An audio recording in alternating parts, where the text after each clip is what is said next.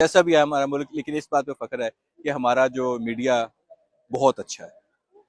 हजार नहीं 10,000 गुना अच्छा है इंडियन मीडिया से, क्योंकि जिस तरह वो चीख चला कर बोलते हैं और जिस तरह से वो तोड़ मरोड़ कर पेश करते हैं चीज़ों को, हालात को, तो शुक्र है हमारा मीडिया बहुत सेंसिबल है इस हवाले से और बड़ी जिम्मेदारी के साथ काम किया। जहाँ पे इलेक्ट्रॉनिक मीडिया ने किया, वहाँ पे सोशल मीडिया ने भी किया।